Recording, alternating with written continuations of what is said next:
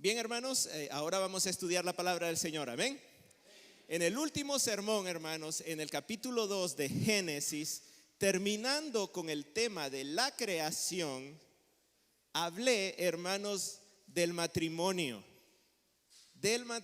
hermanos. Y me parece interesantísimo, hermanos, de que uno no pueda terminar de hablar de la creación sin hablar del matrimonio. ¿Lo han visto así, de esa manera, hermanos? El matrimonio es parte de la creación. La creación incluye el matrimonio. Así que, hermanos, en cuanto a la creación, tenemos que decir que la cereza del pastel es la mujer, una esposa. La cerecita del pastel en la creación es el matrimonio. La meta de hoy, hermanos, en esta mañana es presentar varias conclusiones de lo que hemos aprendido en Génesis 1 y 2 acerca de la creación, hermanos. Al hacer esto, hermanos, lo hago porque muchas veces tomamos un curso, una clase, un entrenamiento, algún seminario y pensamos que lo hemos aprendido, ¿verdad? Y estamos alegres porque aprendimos, pero resulta que después no repasamos, no sacamos conclusiones, no ponemos en práctica. No compartimos lo que hemos aprendido, como decía el hermano Juan Magdiel, compartir con otros. Y lo que pasa es que lo aprendido queda en el olvido. Y yo no quiero que pase esto, hermanos, en este estudio que estamos haciendo en Génesis.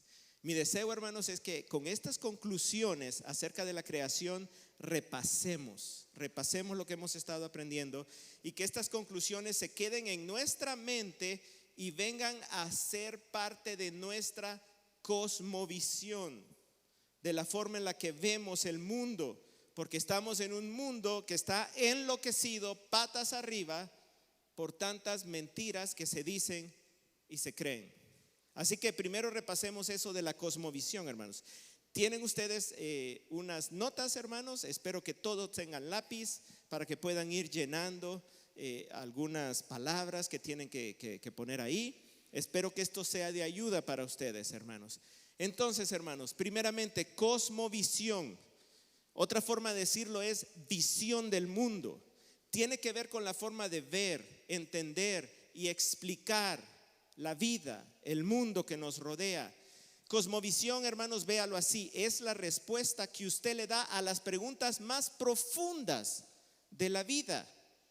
Es como un par de lentes a través de los cuales usted percibe y entiende el mundo a su alrededor. Algunas personas entienden el mundo a través de los lentes de alguna filosofía o de alguna rama de la ciencia o de alguna religión o de alguna tradición o de lo que miran en la televisión, en internet, escuchan en la radio o en las redes sociales.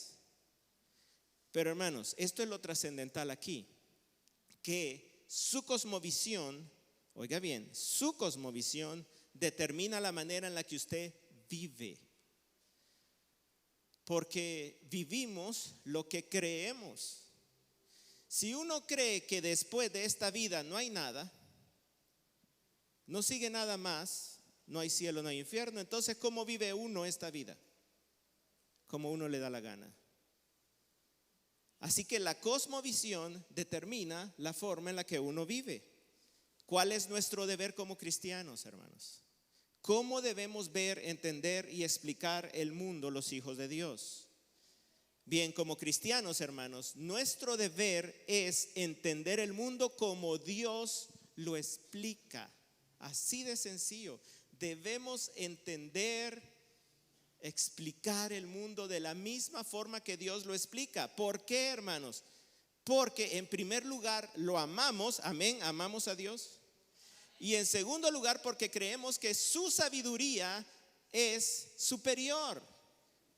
La sabiduría de Dios es superior a la sabiduría humana. ¿No es cierto, hermanos? ¿No es cierto, hermanos? Sí, hermanos, es cierto. La sabiduría de Dios es superior a la sabiduría humana. ¿Quién es más sabio?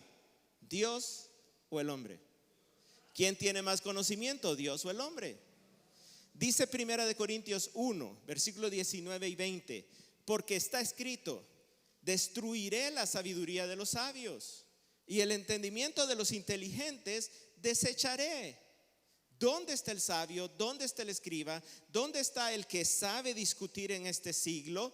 ¿No ha hecho Dios que la sabiduría de este mundo sea necedad?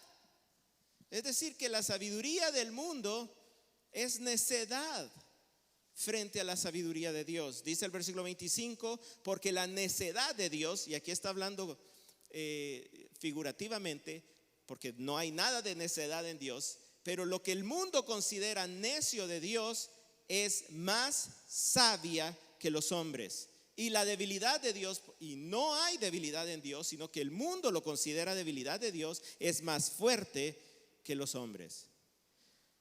Los cristianos creemos que la sabiduría de Dios es superior.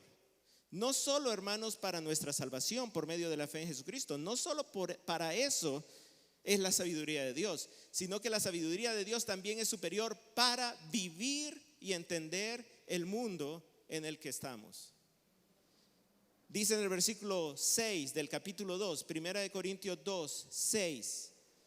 Sin embargo, hablamos sabiduría entre los que han alcanzado madurez, pero una sabiduría no de este siglo, ni de los gobernantes de este siglo que van desapareciendo, sino que hablamos sabiduría de Dios en misterio, la sabiduría oculta que desde antes de los siglos Dios predestinó para nuestra gloria. Hermanos, estoy siendo bien breve en la explicación de estos preciosos versículos, pero lo que vemos aquí, hermanos, es hermosísimo. Lo que estamos viendo es que la sabiduría de Dios no está en una caja fuerte, inalcanzable, inaccesible, sino que la sabiduría de Dios ha sido revelada. Dios la ha dado a conocer, Dios la comparte. ¿Cómo? Me dirán ustedes. ¿Cómo la comparte? Bueno, veamos el versículo 10 al 13. Primera de Corintios 2, del 10 al 13. Dice, pero Dios nos las reveló por medio del Espíritu, porque el Espíritu todo lo escudriña, aún las profundidades de Dios. Porque entre los hombres, ¿quién conoce los pensamientos de un hombre, sino el espíritu del hombre que está en él? Asimismo, nadie conoce los pensamientos de Dios, sino el Espíritu de Dios. Y nosotros hemos recibido no el espíritu del mundo, sino el Espíritu que viene de Dios, para que conozcamos, eso es importantísimo, para que conozcamos lo que Dios nos ha dado gratuitamente, de lo cual también hablamos, no con palabras enseñadas por sabiduría humana, sino con las enseñadas por el Espíritu, combinando pensamientos espirituales con palabras espirituales. Lo que acabamos de leer, hermanos, brevemente explica cómo llegamos a tener la sabiduría de Dios. Por medio de la Biblia, por medio de la Biblia. Dios nos comparte su sabiduría por medio de las Escrituras. El Espíritu Santo reveló el mensaje de Dios a los profetas y a los apóstoles, y estos lo escribieron. Y lo que ellos escribieron es la Biblia. Los libros de la Biblia, hermanos, son los que revelan la sabiduría de Dios. Pero ¿nos sirve, hermanos? ¿Nos sirve esto? Vamos a leer el versículo 14 ahora, 1 Corintios 2, 14. Pero el hombre natural no acepta las cosas del Espíritu de Dios, porque para él son necedad.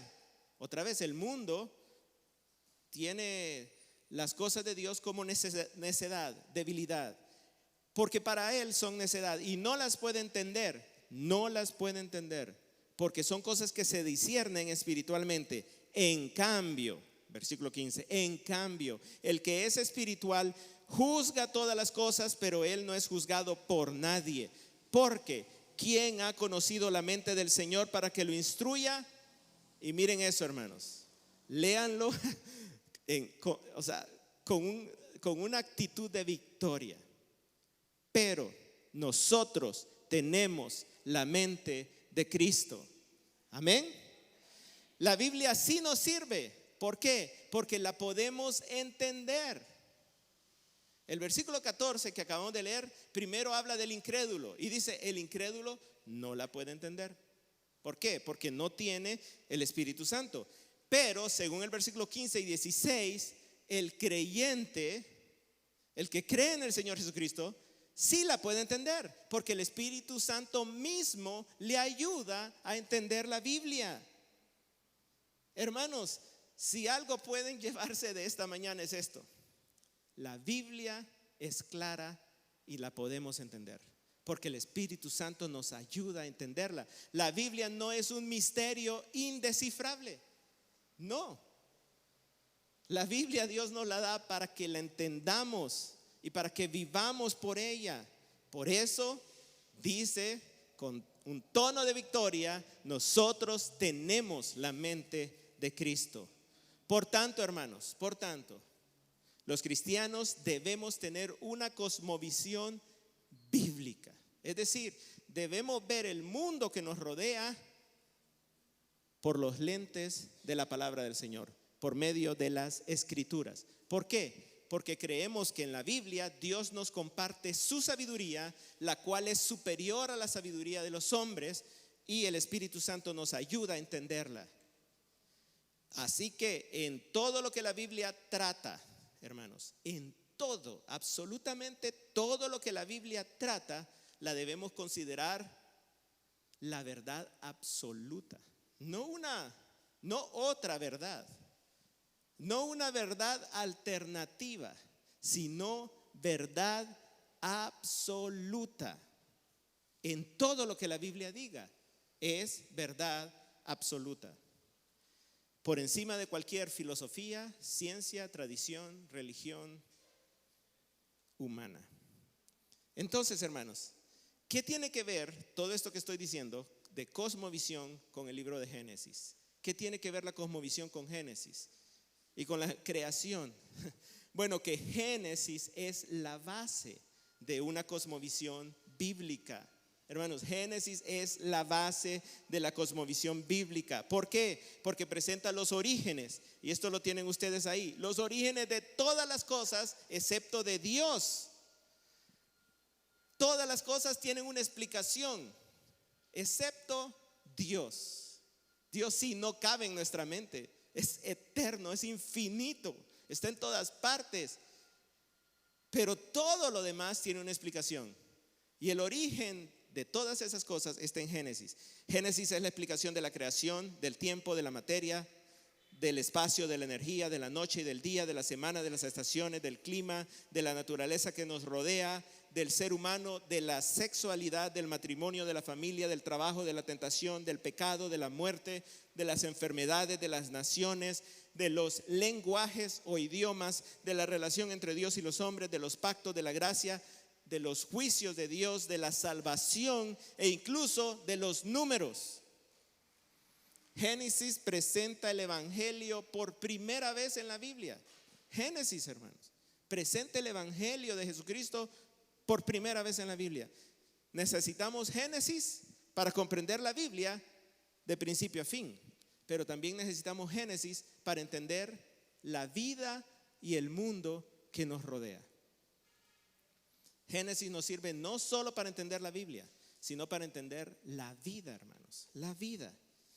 Así que después de esta introducción un poco larga, hablemos de la creación. Todo lo que hemos estado estudiando en Génesis 1 y 2 aporta elementos fundamentales para la cosmovisión bíblica. Si queremos tener una cosmovisión bíblica fuerte, sana, debemos tener estos elementos que los sacamos de la creación. 10 elementos fundamentales de la cosmovisión bíblica que aporta la creación. Primer elemento, hermanos: Dios es el creador absoluto. Dios es amén. Dios es el creador absoluto, es decir, el único creador. Las cosmovisiones humanistas, ateas, niegan la existencia de Dios. Mucho más niegan que Dios haya sido el creador del universo. Mayoritariamente los científicos, hermanos, muchos científicos, no todos, pero muchos científicos van a decir que no hay creación, sino que hay un Big Bang hace 13.7 billones de años, que explotó, hermanos, explotó un puntito infinitamente denso y calentito. Explotó. Y desde ahí surgió el universo. Esa es la explicación. A ese puntito le llaman singularidad. Pero ellos no pueden decir de dónde salió ese puntito, la singularidad que llaman ellos, así como nosotros no podemos decir de dónde salió Dios tampoco. Pero díganme, ¿qué es más fácil creer? ¿Un puntito que salió de la nada o un ser supremo, infinito y eterno que es el creador de todas las cosas?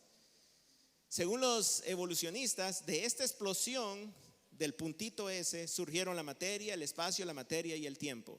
Y tras el paso de millones y millones de años surgió la vida y el orden. Eso, hermanos, es lo que sus niños, sus adolescentes están estudiando en la escuela, en el colegio y en la universidad. Eso es lo que están aprendiendo ellos. Ahora, ¿qué creemos nosotros? Génesis 1:1. Génesis 1:1, ¿qué es lo que nosotros creemos? Dice, en el principio creó Dios los cielos y la tierra. En el principio habla del punto inicial del tiempo, del espacio, de la materia, de todo, hermanos. En el principio es el comienzo absoluto de todas las cosas. Es el primer segundo de la historia, el principio del espacio, el principio de la materia. En el principio solo existía Dios, nada más, no, ningún puntito. Lo que existía era Dios. En el principio, Dios existía en ningún lugar, porque Dios no necesita un lugar para existir. Dios existía en ningún momento, porque Dios no necesita el tiempo para existir. Dios existía con nada más, porque Dios no necesita de algo más de la materia para existir. Lo único que existía era Dios. Dios estaba en Dios, Dios estaba con Dios, Dios existía en sí mismo. Dios es independiente, trascendental, no necesita nada. Ahora, dice, en el principio creó Dios. La palabra creó, hermanos, en el hebreo es un verbo, bará, yo sé que ya lo hemos visto, que en el Antiguo Testamento solo se utiliza con Dios como sujeto. En otras palabras, los hebreos solo utilizan ese verbo con Dios. ¿Qué significa? Que para ellos Dios es el único que crea. Dios es el absoluto creador, no hay otro. Y recordemos que Génesis fue escrito por Moisés, un hebreo. Eso es lo que nos está diciendo. Al unir en el principio con creó Dios, hermanos, lo que estamos diciendo es que Dios creó el universo de la nada, sin ninguna materia prima, sin ningún ingrediente, de la nada, únicamente con el poder de su palabra, lo que teológicamente se conoce como creación ex nihilo. Eso es, hermanos, lo que dice. Y por último dice los cielos y la tierra. Dios creó los cielos y la tierra. Los cielos y la tierra, hermanos, es una forma de decir que Dios creó el universo. Estaba escuchando a un erudito en el idioma hebreo y él dice, en el hebreo no hay ninguna palabra que signifique universo. Ninguna palabra significa universo. Entonces, cuando un hebreo quiere referirse al universo, lo que dice es los cielos y la tierra. Génesis 1:1 significa que Dios creó el universo. Eso es lo que significa. Entonces, hermanos, un primer elemento fundamental de la cosmovisión bíblica es creer que Dios es el creador absoluto del universo. Es fundamental creer eso. Dios creó todo de la nada únicamente con el poder de su palabra. Lo creemos por fe, porque la palabra de Dios lo declara, pero eso no nos preocupa. No nos preocupa creerlo por fe. ¿Saben por qué? Porque para creer en el Big Bang también se necesita fe, porque ningún científico puede probar, comprobar u observar el Big Bang. Así que por fe. Creemos que Dios es el creador de todo por el poder de su palabra. Segundo elemento, hermanos, segundo elemento fundamental de una cosmovisión bíblica. La creación no fue instantánea, ¿ok? No fue instantánea, fue un proceso, pero no un proceso de evolución, ¿ok? Miren bien cómo está dicho eso. La creación no fue instantánea, fue un proceso, pero no un proceso de evolución. Otra vez, hermanos, los científicos evolucionistas hablan del Big Bang. Hace 13.7 billones de años, la singularidad, un puntito de pocos milímetros de ancho, explotó y de ahí comenzaron a interactuar la radiación, fuerzas de la naturaleza, la gravedad, la fuerza nuclear fuerte, la fuerza nuclear débil, la electromagnética, reacciones químicas, evolución, y de repente estamos todos aquí reunidos. Esa es la explicación. ¿Cuál es la explicación de Dios? Génesis 1:2. Génesis 1:2. La tierra estaba sin orden y vacía, y las tinieblas cubrían la superficie del abismo, y el Espíritu de Dios se movía sobre la superficie de las aguas. Este versículo, hermanos, es importantísimo para entender el proceso de la creación. La forma correcta, hermanos, de entender la creación es esta. Génesis 1:1 es la máxima verdad. Dios es el creador absoluto del universo. Pero Génesis 1:2 demuestra que Él no creó todas las cosas instantáneamente, sino que primero creó las cosas fundamentales. ¿Cuáles son las cosas fundamentales? Tiempo, espacio y materia. Y Génesis 1:2, lo que acabo de leer, explica cuál era el estado inicial de esas cosas. ¿Cuál era el estado inicial del tiempo, el espacio y la materia? Desordenado, vacío, oscuro, lleno de agua. Ese era el estado inicial, imposible para la vida. Y de ahí, de Génesis 1:3 a Génesis 2:3, explica cómo Dios llevó a cabo el proceso de la creación en 6 días de 24 horas literales. Ese es el proceso de la creación. Desde Génesis 1:3 hasta 2:3, hermanos, el texto se esfuerza, oiga bien, se esfuerza por demostrar de una forma, de otra forma, que esos 6 días que hemos estado estudiando fueron literales, de 24 horas. ¿Cómo? Por medio del patrón de la creación. ¿Se acuerdan del patrón de la creación? Cada uno de esos 6 días sigue el mismo patrón. Esto va a ser un recordatorio. Todos los días inician con el anuncio de la palabra de Dios, con una orden, como sea la luz, el cumplimiento de la orden, hubo luz, una descripción de cómo se cumplió la orden, una expresión de aprobación, Dios vio que la luz era buena, el nombramiento o bendición, Dios le puso día a la luz y noche a las tinieblas, y la cuenta de los días, y fue la tarde y fue la mañana, el primer día. Este patrón, hermanos, es casi idéntico en cada uno de los 6 días de la creación. Otra forma que lo demuestra es por medio de la gramática, hermanos. Toda la gramática de Génesis 1, hermanos, es una gramática narrativa histórica. También la de Génesis 2, narrativa histórica, o sea que está narrando hechos, no es poesía. La única poesía aquí es Génesis 1:27 y el poema de Adán para Eva en Génesis 2:23. Esa es la única poesía que hay aquí. Todo lo demás es narrativa histórica. Aparte de eso, es una narración secuencial y sucesiva. O sea que el texto da a entender que se va sucediendo una cosa tras otra, sin interrupciones. Al menos gramaticalmente, hermanos, no hay espacio para que metamos millones o billones de años. En ningún momento, gramaticalmente hablando, no se puede. También, hermanos, estaba escuchando un erudito del hebreo y él decía esto: Génesis 1 está narrado desde una perspectiva fenomenológica. Es difícil esa palabra, fenomenológica, o sea, de fenómeno. Es decir, que está narrado como un hombre que está con sus 5 sentidos viendo todo lo que pasó, percibiendo todo lo que pasó. Obviamente Moisés no es ese que estuvo viendo todo con sus ojos, pero Dios sí. Y Él es el que está narrando estas cosas, al final de cuentas. También, hermanos, los 6 días son literales por la creación del sol y la luna.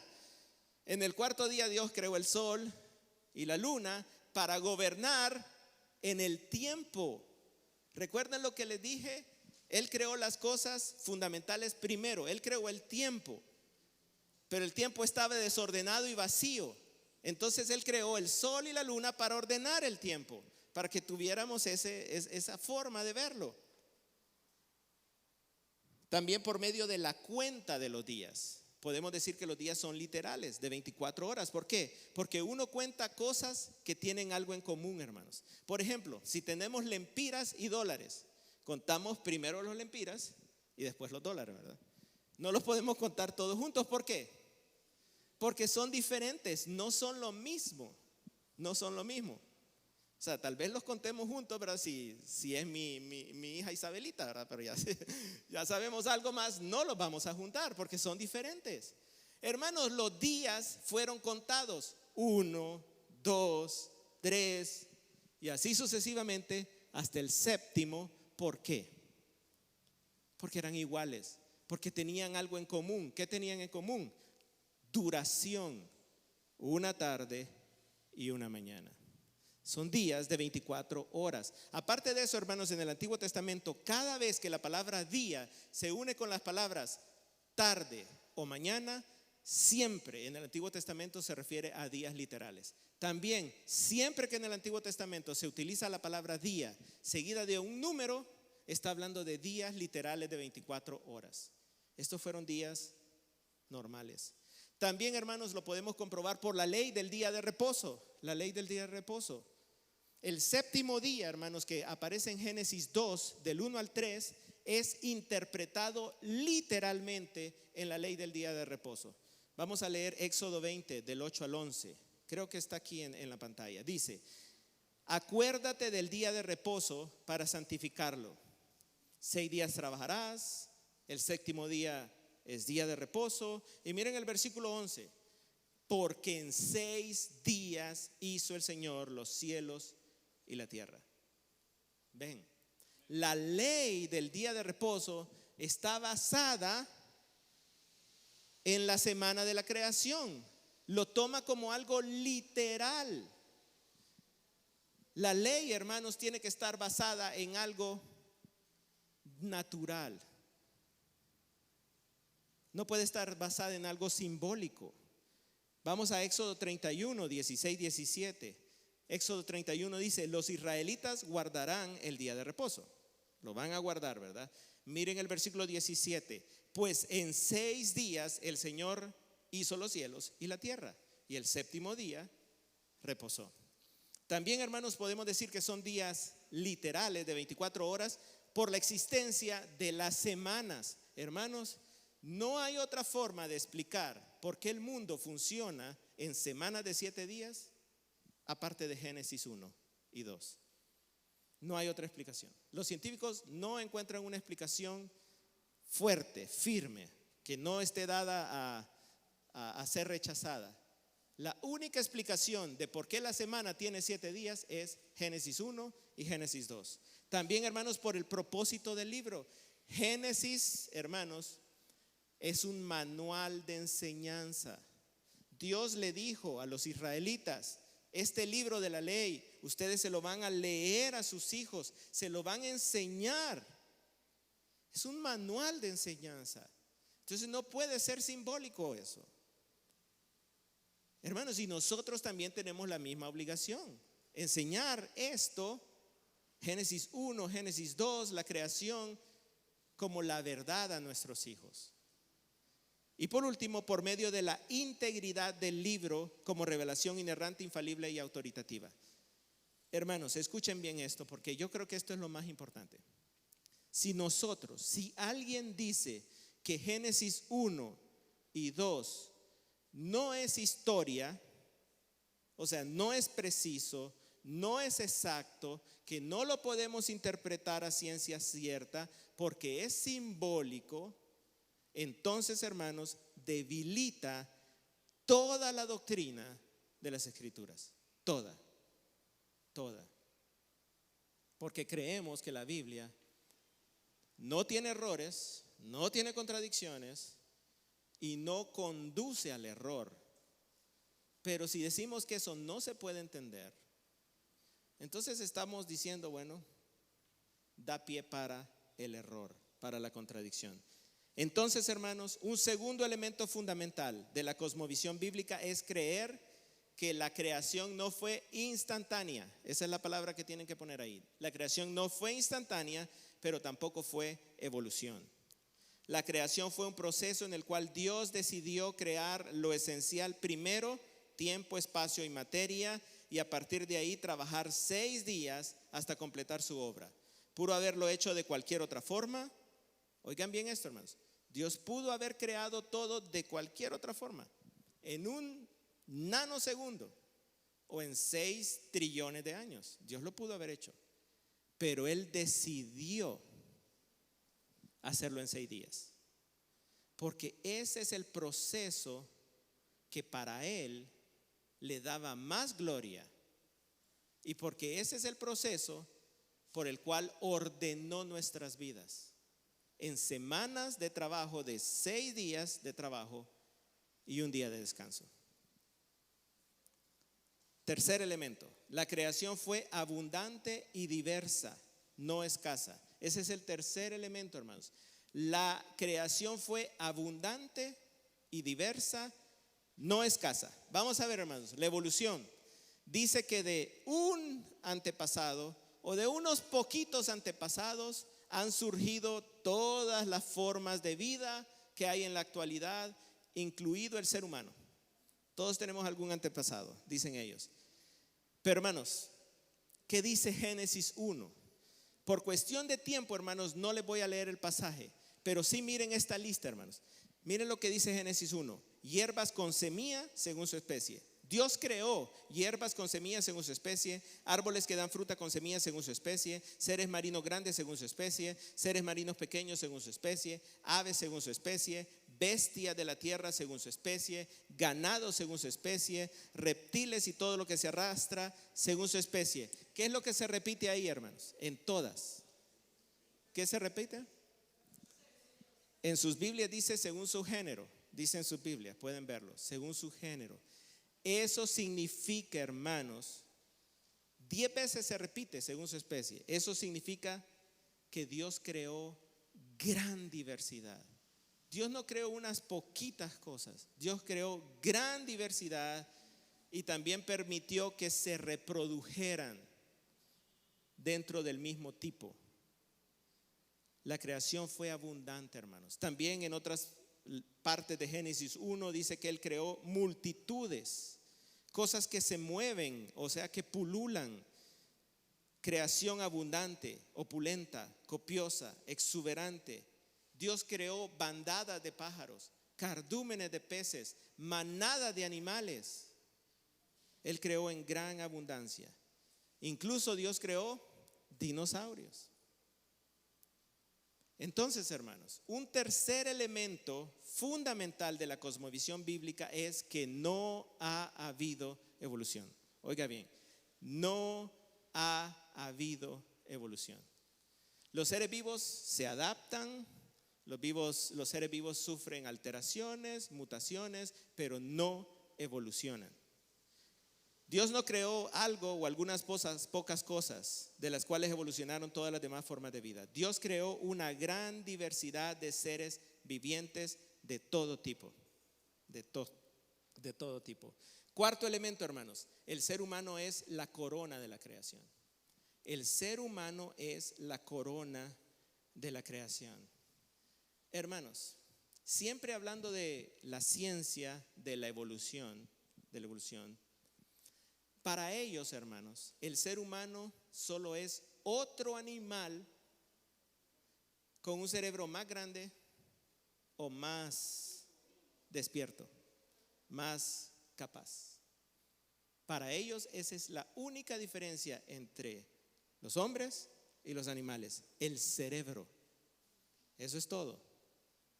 Por eso, hermanos, los evolucionistas no le dan mayor valor a la vida de un ser humano.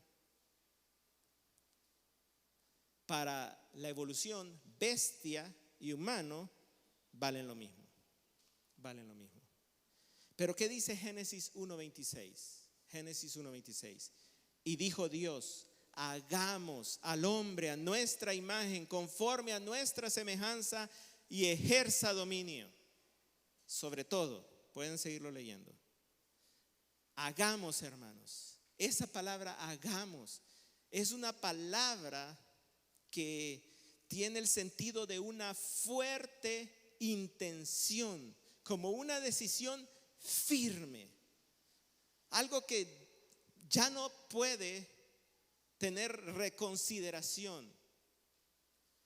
Hagamos. Lo podemos entender, hermanos, como que el Padre, el Hijo y el Espíritu Santo saben que el momento esperado ha llegado.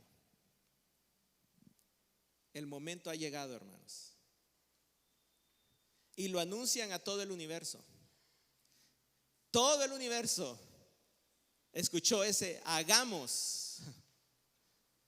Dios, hermanos, sabía que había llegado el momento cumbre, el momento más alto, el momento especial de la creación, el momento en el cual iban a crear al ser humano, la criatura para la cual estaban preparando, llenando, ordenando todo lo demás. Todo lo demás, hermanos, todo lo que sucede entre Génesis 1:3 y Génesis 1:25 solo es una preparación para cuando llegue la creación del ser humano, la corona de la creación. Entonces, hermanos, un cuarto elemento fundamental de la cosmovisión bíblica es reconocer que todo en el universo fue diseñado para permitir, sostener y llenar la vida del ser humano. Y para que el universo entero fuera el escenario donde el ser humano se relaciona con Dios. El ser humano es la corona de la creación. Mucho más valor que cualquier otro tipo de criatura. Animal, ave, pez, planta, etc. Quinto elemento, la creación fue perfecta. La creación fue perfecta. Para la evolución, hermanos, sigo con la evolución, ¿saben por qué? Porque la evolución es lo que sus hijos están aprendiendo en la escuela, lo que sus hijos ven en la televisión. Ojalá que ustedes no les permitan ver televisión a sus hijos solos, hermanos. Por favor, no dejen que sus hijos vean solos televisión o internet, porque si no, están perdiendo a sus hijos. Están perdiéndolos día tras día. Cuando esos lleguen a la adolescencia, ustedes ya no los van a poder recuperar. Para la evolución, hermanos, todo es neutral. Nada es bueno, nada es malo. ¿Por qué? Porque todo es el producto del azar. Todos son reacciones de la radiación, de las fuerzas magnéticas, de la gravedad, de reacciones químicas, de la evolución. Todo es natural. Así que nada es bueno, nada es malo. Y mucho menos, hermanos, viendo cómo este mundo está lleno de catástrofes, ¿verdad? Enfermedad, muerte, sequías, incendios, inundaciones, terremotos, tsunamis, huracanes, tornados, etc. Entonces, para muchos la creación no es ni buena ni mala, y para otros simplemente es mala por todo lo que está sucediendo. Es triste, hermanos, el extremo al que han llegado algunos científicos cristianos que creen en la evolución y en la creación y que tratan de armonizar, de unir creación con evolución es triste. Porque miren lo que ellos han llegado a concluir. Esto lo saqué de un sitio que se llama biologos.com. Yo ya les he hablado de ese sitio en internet, hermanos. Es un sitio que se presenta como científicos cristianos que creen en la evolución. Ellos acaban de publicar un libro que dice lo siguiente: aunque algunos cristianos han argumentado que la caída en el pecado interrumpió totalmente algún tipo de perfección original en la creación, no hay ninguna evidencia, ni en la Biblia, ni en la creación misma, de que la creación haya sido perfecta. Ven el peligro, hermanos, cuando uno de cristiano, digamos, le abre la puerta un poquito a la evolución. Se llega hasta esto, hasta decir que la creación de Dios no fue perfecta y que la Biblia no lo dice y que la creación no lo demuestra. ¿Qué creemos nosotros? Génesis 1:31. Dios vio todo lo que había hecho y era ¿qué cosa, hermanos? Bueno en gran manera. Bueno en gran manera. Hermanos, Dios no se equivoca. Dios no miente, hermanos. Y Él declaró que toda la creación era buena, útil para la vida, hermosa, valiosa, toda ella. Y cada vez que Él iba creando una cosa, Dios vio que era bueno. Y vio Dios que la luz era buena, que la separación de las aguas era buena. 6 veces dice ahí en Génesis 1 que Dios vio que era bueno. Ahora, hermanos, cuando a los científicos cristianos, evolucionistas, de biólogos, se les pregunta ¿por qué dicen eso si la Biblia ahí claramente dice que Dios vio que era bueno? ¿Saben cuál es la respuesta? Escuchen la respuesta. Génesis 1 y 2 no son literales, son simbólicos. Hermanos, cuando uno se abre a esa idea, hermanos, de que Génesis 1 y 2 no son historia, no son literales, entonces uno se abre a todo tipo de engaños y mentiras, hasta el punto de llegar a negar la perfección de la creación. Si la creación no es perfecta, Dios no es perfecto, hermanos. Solo véanlo así. Por eso, hermanos, debemos tomar cada palabra literalmente, como historia. Es fundamental para nuestra cosmovisión bíblica. Si usted no lo toma así, hermanos, su cosmovisión se está tambaleando. Usted se está tambaleando. Ahora, la creación no solo fue buena. Veamos Génesis 2. Génesis 2, versículo 1 al 3 dice: así fueron acabados los cielos y la tierra y todas sus huestes. En el séptimo día Dios ya había completado la obra que había estado haciendo y reposó en el séptimo día de toda la obra que había hecho. Dios bendijo el séptimo día y lo santificó, porque en él reposó de toda la obra que él había creado y hecho. Hermanos, cuando estábamos estudiando ese pasaje les dije: miren cuántas veces repite la idea de que esto ya se terminó, ya se completó, ya se acabó. Fueron acabados. Dios había completado la obra que Dios había hecho, la obra que Dios había creado y había hecho. Dios está diciendo: la creación está completa, no le hace falta nada. Al universo, hermanos, por inmenso que sea, no le hace falta nada. Hermanos, la creación de Dios fue perfecta y completa. Fue buena y completa, fue perfecta. Entonces, un quinto elemento fundamental de la cosmovisión bíblica es creer que la creación de Dios fue perfecta en todo sentido. Eso deben escribir ahí, hermanos. Fue perfecta en todo sentido. El pecado del ser humano es la causa de la convulsión de la creación de hoy en día.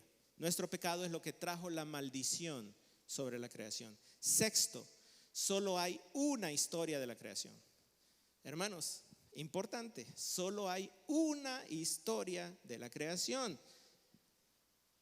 Les decía, hermanos, al estar estudiando estas cosas, que los críticos de la Biblia dicen que la Biblia en Génesis 1 presenta una historia de la creación y Génesis 2 presenta otra historia diferente y contradictoria de la creación. Entonces ellos dicen, la Biblia se contradice. La Biblia se contradice. Y a cierto punto tienen razón, hermanos. Si uno toma que Génesis 1 es diferente historia que Génesis 2, definitivamente hay contradicciones. Ya hemos visto, ¿verdad? Lo vimos domingo tras domingo, que no hay contradicciones. Pero quiero mostrarles el testimonio de Jesús. Veamos lo que dijo Jesús. Mateo 19 del 4 al 6. Mateo 19 del 4 al 6.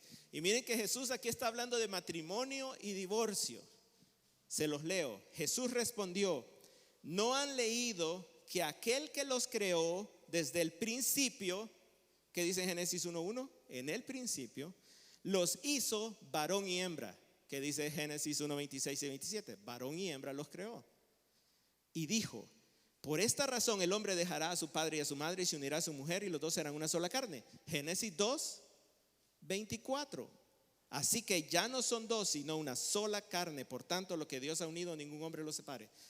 Hermanos, Jesucristo en el versículo 4 de Mateo 19 utilizó Génesis 1 y en el versículo 5 y 6 utilizó Génesis 2. Lo que está haciendo Jesucristo es combinando los dos capítulos para dar una respuesta. ¿Por qué lo hace así? Porque para él es una sola historia, hermanos.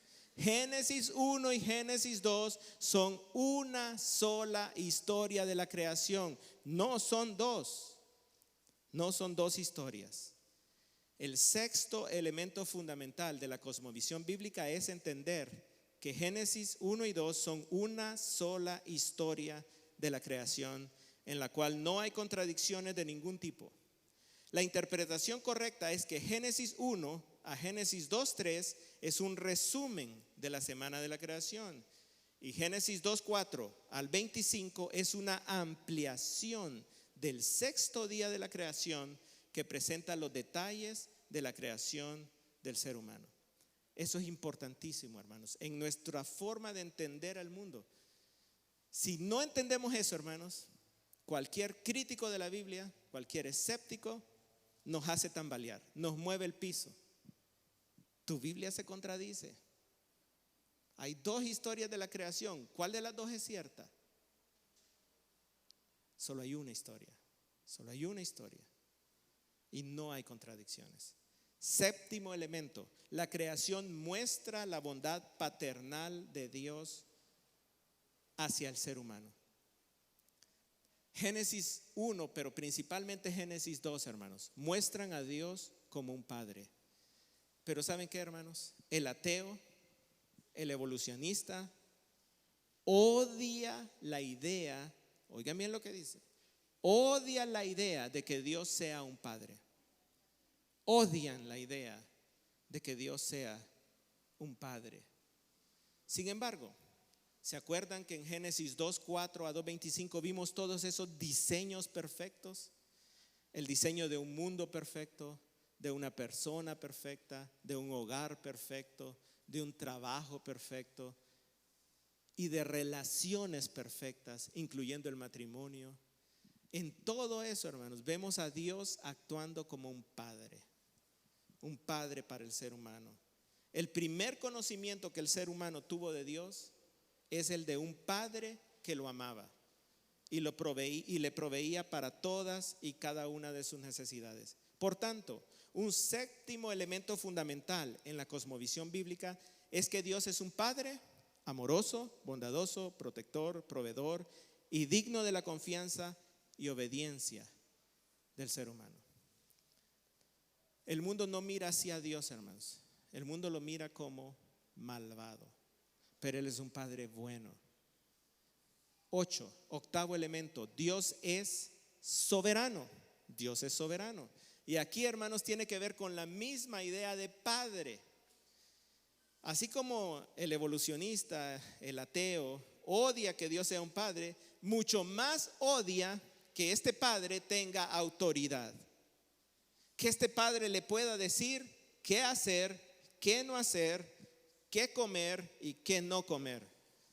Odian esa idea, la idea de la soberanía, de la autoridad suprema de Dios. Pero ¿qué vemos en Génesis 1 y 2? Vemos que cada orden de Dios se cumple. Sea la luz, sepárense las aguas, aparezca lo seco, llénese la tierra de plantas, de animales, todo se cumple. Y de repente encontramos esta orden, Génesis 2, 16, 17. El Señor Dios ordenó al hombre: de todo árbol del huerto podrás comer, pero del árbol del conocimiento del bien y del mal no comerás, porque el día que de él comas, ciertamente morirás. Vemos a Dios soberanamente dándole permiso al hombre de comer, poniéndole un límite, una prohibición: de esto no vas a comer. Y también estableciendo una condena, una sentencia: si desobedeces, mueres. Dios es soberano, Dios tiene autoridad. Un octavo elemento fundamental de la cosmovisión bíblica es reconocer la soberanía de Dios. La relación de Dios con nosotros, hermanos, con usted,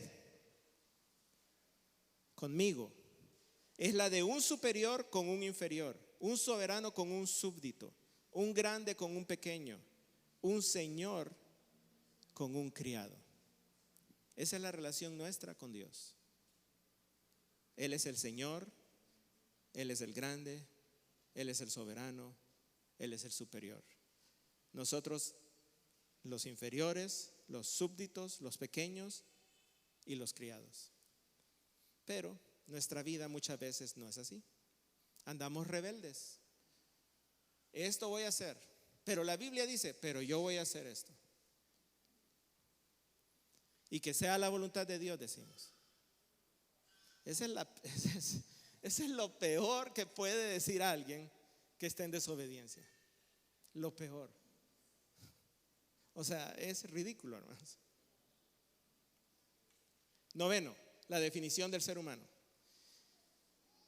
La Enciclopedia Británica define al ser humano así. Oigan bien lo que dice la Enciclopedia Británica. El ser humano es un primate. O sea, eso es usted, un primate portador de cultura, clasificado en el género Homo, especialmente la especie Homo sapiens. Los seres humanos son anatómicamente similares y están emparentados con los grandes simios. Ellos son nuestros parientes. Pero ¿cuál es la única diferencia? Yo ya les había dicho cuál es la única diferencia. Tienen un cerebro más grande, ¿verdad? Eso es todo. Tenemos un cerebro mayor. ¿Qué dice Génesis? Génesis 1, 26, 27. Hagamos al hombre a nuestra imagen, conforme a nuestra semejanza. Ejerza dominio. Versículo 27. Dios creó al hombre a imagen suya. A imagen de Dios lo creó, varón y hembra lo creó. Y Génesis 2:7, el Señor formó al hombre del polvo de la tierra y sopló en su nariz aliento de vida, y fue un hombre, un ser viviente. Entonces, hermanos, al hablar de la definición del ser humano, hablamos de su esencia, origen, composición, función, sexualidad y relaciones primordiales. Y ustedes pueden leerlas todas esas en la casa, hermanos. No las voy a leer hoy porque nos vamos a la 1, ¿verdad? ¿Saben cuál sí les quiero leer, hermanos? Les quiero leer lo de la sexualidad. Busquen ahí en su página donde dice su sexualidad. Dice lo siguiente: el ser humano fue creado y diseñado en dos sexos, varón y hembra, distintos e inconfundibles para realizar funciones complementarias. El sexo de las personas es determinado soberanamente por Dios. El ser humano puede destruir su cuerpo, pero no cambiar su sexo. Esta agenda, hermanos, LGTB, no termina con lo del matrimonio. Ellos van a seguir peleando por un montón de cosas. Lo siguiente que van a pelear es que se puedan cambiar el sexo de los niños, por ejemplo. Pero hermanos, el cambio de sexo no existe. No existe. Lo que hay es la destrucción, la mutilación de los órganos del cuerpo.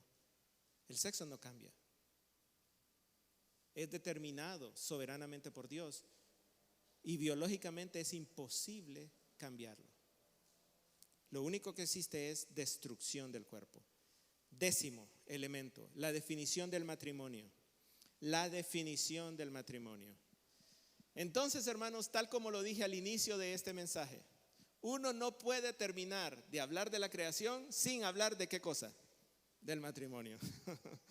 El matrimonio, hermanos, no es nada nuevo. El matrimonio se remonta a la creación. El matrimonio es parte de la creación, hermanos. Amén. Tengan eso en su mente.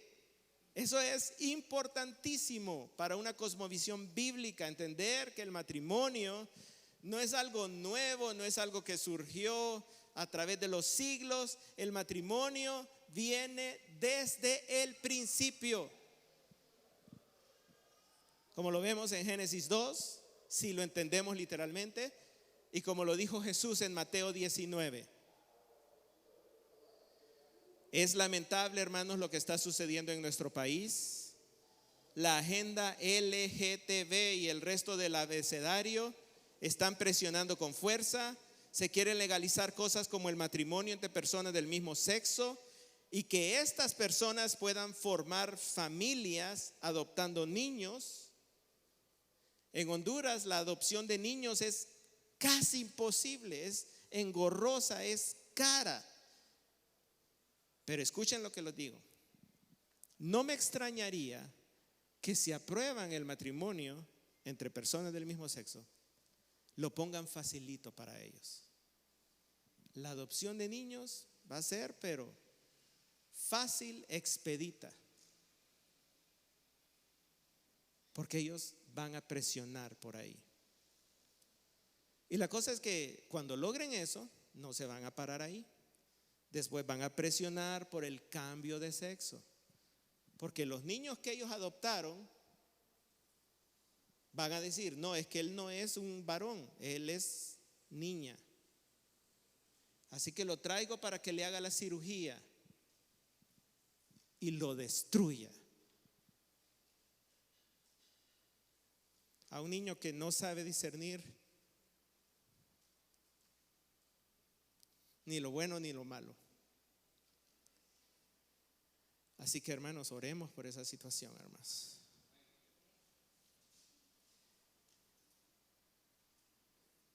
Hermanos, la definición del matrimonio, según Dios, es una relación pura y pública entre un hombre y una mujer. Eso involucra un dejar, un unirse y un consumar en ese orden. El 10º elemento fundamental de la cosmovisión bíblica es creer que Dios creó el matrimonio en el principio y por tanto el ser humano no puede cambiar su definición, su integración, su funcionamiento. No puede cambiarlo. Si lo intenta es rebelión. Pero hasta ahí, hermanos. Ahora, hemos visto 10 elementos fundamentales de la cosmovisión bíblica, pero ustedes me van a preguntar, ¿qué tiene que ver eso con mi vida diaria? ¿Qué tiene que ver eso con lo que yo vivo día a día? Hermanos, tiene que ver esto. No es suficiente solo con tener conocimiento. Es necesario que ese conocimiento gobierne nuestras vidas. Que controle lo que somos, hermanos. Que controle lo que escuchamos, lo que vemos en las redes sociales, en la televisión. Que controlemos lo que nuestros hijos están escuchando, están viendo, de lo que les están enseñando en la escuela. Hermanos, ustedes tienen que agarrar Génesis 1 y 2 y leérselos a sus hijos, qué sé yo, una vez a la semana y explicárselos, como lo hemos estado haciendo todos estos domingos. ¿Qué tiene que ver todo esto que hemos estado viendo con la vida diaria? Bueno, somos la imagen de Dios. ¿Cómo está tratando usted a su esposo? ¿Cómo está tratando usted a sus hijos, a sus vecinos, a los hermanos de la iglesia, a sus compañeros de trabajo? ¿Los está tratando con la dignidad de un ser, del único ser creado a la imagen de Dios? ¿O cómo los está tratando? O sea, tiene que ver con todo en la vida, hermanos. No podemos verdaderamente adorar y agradar a Dios sin una cosmovisión bíblica. Esa es la verdad, hermanos. No podemos. Y por eso le doy gracias a Dios por este estudio que estamos haciendo en Génesis, hermanos. Nos vamos a ver el próximo domingo. El próximo domingo va a ser un sermón muy diferente. Vamos a ver 5 temas, 10 minutos cada tema: bautismo, cena del Señor, membresía, ofrendas y ¿cuál era el otro? Ya se me olvidó cuál era el otro. Bueno, ahí después me voy a acordar más. Eso vamos a ver el próximo domingo. Que Dios les bendiga, hermanos.